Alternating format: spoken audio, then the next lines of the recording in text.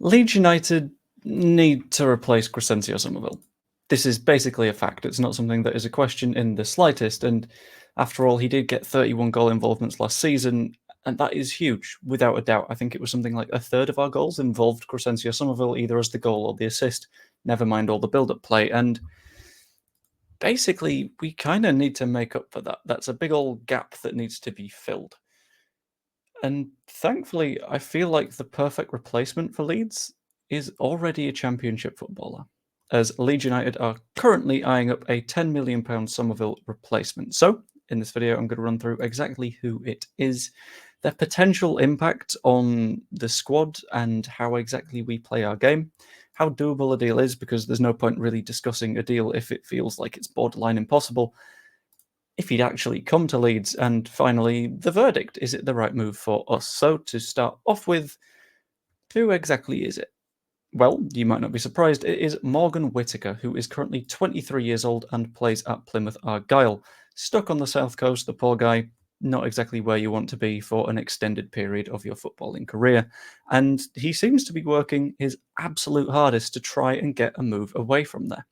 Last season in the Championship, he got himself 19 goals and 8 assists, which is insane numbers for someone that was playing at Plymouth last season. And then the year before, he was even better on a per 90 basis. Let's have a quick look. The year before that, he got 0.47 goals per 90 and 0.36 assists per 90. He was a machine. And I think he's the kind of machine that we could do with at Leeds United. Typically, he plays on the right wing, but he cuts inside. He tends to prefer his left foot. Imagine Summerville, but mirrored on the other flank, which is something that makes a lot of sense for me, in my opinion, because there's a lot to talk about when it comes to his potential impact on the squad. Sorry about that. Needed to reply to a thing. Yeah, his potential impact is honestly huge. It is vast. It is untold because this guy is insane. He very, very rarely misses big chances. I was having a look at his more sort of detailed data to be like, well, let's have a look at this guy and see if there's any like fundamental problems with the way that he plays and what he does. No, I couldn't see anything particularly. He only missed 2 big chances last season, which is really good in comparison to the vast majority of attackers. He is incredibly efficient. Primarily, he plays on his left foot, which normally you'd say that's not really what we need. Summerville was right-footed. He came in off the left. But what seems to have been happening with the Leeds United squad at the minute, especially if you look at the pre-season friendlies, is we've tended to move a little bit more centrally. So, for example, we had that match where we played in a 3-4-3, which might have been a one-off. We don't really know. But we also, when we were playing in the 4-2-3-1 that we did last time, it was less of a 4-2-3-1 in possession, and more Junior Firpo pushes all the way up the left-hand side, becomes a winger on that flank, and it's more of a 3-2-4-1 kind of thing. I think if we're pushing our players a little bit more centrally like that and having Bogle do the overlap on the right-hand side, I think he's perfect because he's ideal for an overlapping wingback to get those little bits of interplay going, to find those perfect little balls to one another and create as many opportunities as we can. Morgan Whittaker, I cannot emphasize enough, would be the perfect signing for Leeds United, but that only happens if a deal is particularly doable. And the doability of deals is always a little bit complicated, especially when you're dealing with clubs that are also in your division, and especially when you're a club that might not have the spending power that you potentially need. But you got to consider we are in the process of moving Crescencio Summerville onto West Ham, and that comes with it a nice, tasty £25 million lump sum up front. Not necessarily, but for FFP purposes, it is, and FFP is where we are potentially having the issues. FFP, PSR, I know they mean the same thing, but like, I think it comes down to like a preference of opinion, depending on what you want to use. But either way, that's not important. Plymouth have set out their stall when it comes to the potential sale of Morgan Whittaker, and so far they've been very, very stubborn. They've rejected 2 bids from Rangers already in the summer window because they didn't quite get up to the valuation that Plymouth were looking for. I'll get to that in a second. And they also rejected an offer from Lazio in January, which is a good move from them. They were a team that was potentially at risk of relegation, and being able to hold on to a key player like Whittaker is colossal. Say if we were in that Jesse Marsh season in the Premier League and we still had Rafinha, I reckon we would have been fine.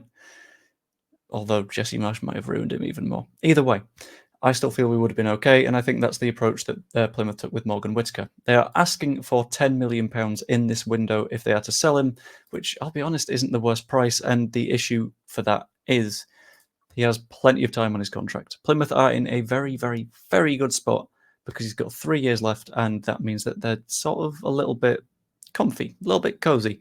They don't need to negotiate too hard in terms of a price slipping downwards. And that means that we have another quick question, and that is the practicality of would he actually come? And I think that depends quite heavily. He'd want to play quite a lot. We'd need to be able to guarantee that he would be playing football at Leeds United, which you would sort of assume would be a given, but I imagine Jadon Anthony also thought the same thing. And then we had like 3 expert wingers in front of him. But there is a further benefit to coming to Leeds compared to a Rangers or a Lazio, where he might not start for Lazio, but at Rangers you're effectively playing against lower-end Championship or League One opposition week in, week out, except for the rare day that you get to play against a Celtic or a Rangers. Whereas we can feasibly, if this season goes well, offer a shot at Premier League football. And he also already has the proof that the system fits his style. He is functionally Crescencio Summerville on the other flank, which is something that would be absolutely colossal for us. He would score an ungodly number of goals. And, yes. And we also need to think about the tactical side. If you're a player and you've got a choice of managers and you need to pick one way or the other, and one way you've got Daniel Farke, who has visibly improved forwards time after time after time. He made Timu Pukki, who was either very cheap or free for Norwich, into a god-tier forward. And you could be the next in that little legacy. Or Wayne Rooney, who did, was it DC that he managed, maybe? Didn't go too well. Derby, didn't really work out. Birmingham, put them on track to relegation. I think that choice sort of makes itself. So thinking about the tactical side, I think we are also probably the better shout than Plymouth there. Yeah, you might have personal connections there, but you can form those anywhere. It's fine. We'll ignore the personal side of football because online journalists do all the time. Anyway, down to the verdict. I think this is genuinely the perfect buy if it happens. There is nothing wrong, in my opinion, with us signing Morgan Whittaker. £10 million is genuinely fine as a sum of money to pay. I know it's a hell of a lot of cash, but I don't think he's that far off Summerville in terms of level. I just think being at Plymouth has sort of harmed the reputation in a way. You're not going to get a £25 million player at Plymouth. I don't think he'll lose value at all because he's still fairly young and has potential to keep growing and improving, especially if we do get promoted. He would thrive in the system and it makes promotion easier for us, and he would be very happy as well because the system works around him. And in my opinion, if he's on the list of potential buys, he needs to be the priority. Not even close. Has to be. But that's all what I think. I kind of want to know what you think. Let me know in the comments down below if you would have us sign Morgan Whittaker, if you would look elsewhere. Are there any other players that you would pick as a priority over him? Do you think 10 million is a good fee? I think it's all right, but who knows? Comment anything else you fancy. Like the video if you enjoyed. Subscribe if you're not yet. That's always hugely appreciated. And even become a channel member. All the money from channel memberships are going to Prostate Cancer UK at the moment, ahead of the charity walk from Saturday through to Sunday. Hope you enjoyed. And I will see you later. Ta-ra. And now I've got a podcast to record, so see you soon.